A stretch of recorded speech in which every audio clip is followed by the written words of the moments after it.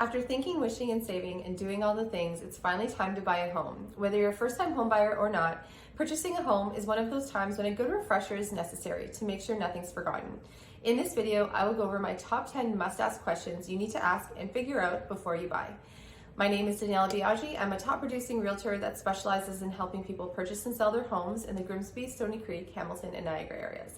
In my personal experience, helping people purchase and sell, I always find the most common things are sometimes missed because they're kind of put aside as a no-brainer, but kind of similar to locking your front door. You don't need a reminder to do certain things, but sometimes when your mind is elsewhere, little things can be forgotten. So here are my top 10 questions to ask. Number 1, how do we decide on a budget range? Usually when you're looking to offer on a property, you've already spoken with your mortgage advisor. Your mortgage broker will set out what your monthly payments will look like, and this will give you a top number. Basically, it's your max price that you're willing to spend. The price should be a number you're obviously going to be comfortable making the monthly payments on. And additionally, I'd like to put a little gold star on this point. Often when we're in a negotiation situation, especially when you're in multiples, you need to make sure that you can make decisions quickly. Your agent would probably call you and ask you if you'd like to improve your offer. And because you have an opportunity to improve, this could potentially be the deciding factor in a successful sale. However, without the knowledge of your absolute max price point that you have kind of already outlined in your mind, you might not know where to stop increasing your price. The danger in that is that you might stop a little bit too short according to what you could have happily spent to obtain the property. And what I mean by this is you have to ask yourself, what number would I be at peace with if I were to lose the home right now? I call this your walkaway number. Your walkaway number is the number you would be okay with losing the home. For example, if you see the home sells the next day for $100 more, $1,000 more, $10,000 more, would you be upset? Would you feel disappointed that you would have absolutely spent the extra money to put that price point, where it needed to be, that way, you would have gotten the house? Because the reality is $1,000 on a mortgage is a minuscule per month payment that would be added on, and you would honestly, maybe that's your comfort level. Maybe you can't add any more on.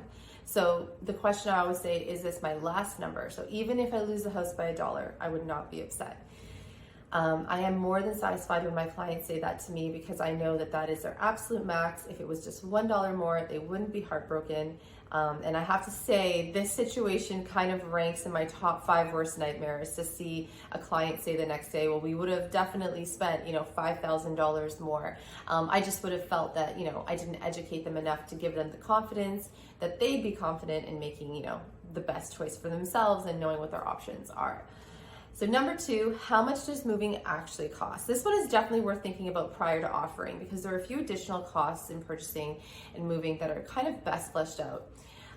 Most clients underestimate the cost of moving day, so touch base with the moving company and then add, to whatever your quote is for your size of home, add about like $400 or $200, depending on what you've got going on there. You might want to even ask if they have services that can help you pack up as well. Again, depending on your time allotment for the move, and you also want to include child and pet care during either that day. Sometimes clients have the luxury of taking a week or two to make the transition, and sometimes you only have one day. So kind of get that all sorted out at the beginning. Number 3, what lender are we working with? And you want to make sure they're communicative with you as well. Number 4, the deposit. How much liquid cash do you have access to, and can you have the deposit ready and available within 24 hours of an accepted offer?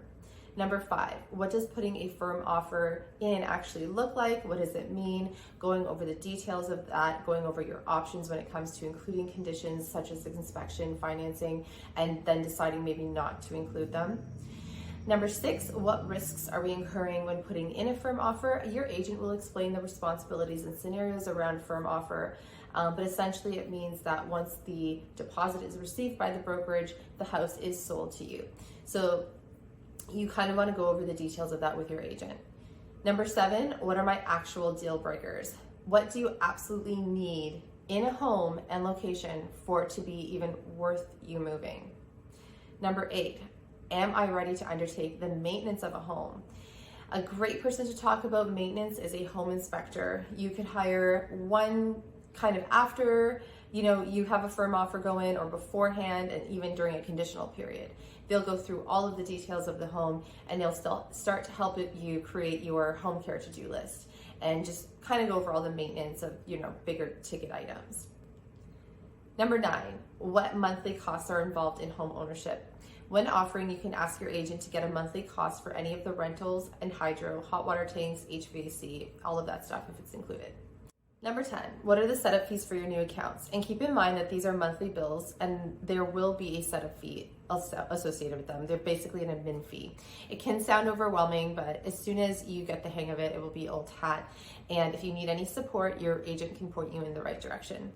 Look for my next video, how to detoxify after losing multiple bidding wars, here on my YouTube channel or my website. You can also find me on Instagram and Facebook, which are linked in the comments below. And as always, if you found this helpful, go ahead and like and subscribe for more videos about real estate. Don't forget to hit that notification bell to receive alerts when new videos are posted. And if you would like more information specific to you or need to know what your home is worth, you can contact me directly through my website at danielabiaggi.com.